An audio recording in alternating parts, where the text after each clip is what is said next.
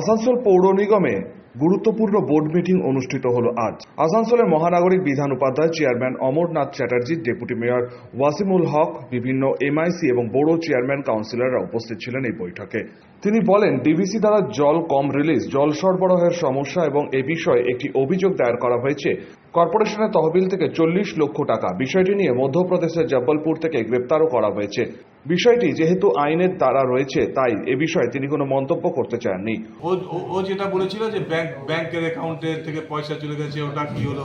তো সেটা তো অলরেডি পুলিশ অ্যারেস্ট করেছে, 3 জনকে মধ্যপ্রদেশ থেকে ধরে এসেছে, সেটা জানে।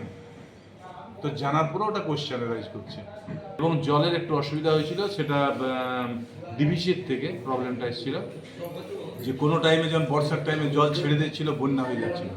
এখন বর্তমানে ছট পুজোর আগের থেকে 7-8 দিন আগের থেকে একদম নদীকে ড্রাই করেছিল, এক ফোঁটাও জল ছাড়ছিল না।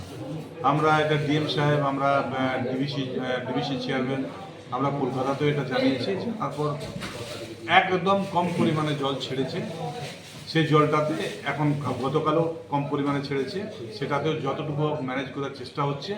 এবং আবার চিঠি দেওয়া হয়েছে যাতে জলটা মানুষ খেতে পারে, মানুষকে যাতে আমরা পরিষেবাটা দিতে পারি জলের, সেটার জন্য জল ছাড়ার জন্য আমরা রিকোয়েস্ট করেছি, চিঠিও দেওয়া হয়েছে আমাদের। অবৈধ নির্মাণের কারণে ক্ষতিপূরণের বিষয়ে তিনি বলেন, এই প্রক্রিয়ার কাজ শুরু হয়েছে। অবৈধ নির্মাণের জন্য ক্ষতিপূরণও নেওয়া হচ্ছে। আসানসোল মিউনিসিপ্যাল কর্পোরেশন এলাকায় পার্কগুলি রক্ষণাবেক্ষণের বিষয়ে শিল্প এলাকা থেকেও জরিমানা আদায় করা হচ্ছে। আসানসোল থেকে সঞ্জয় যাদবের রিপোর্ট, 99 নিউজ বাংলা।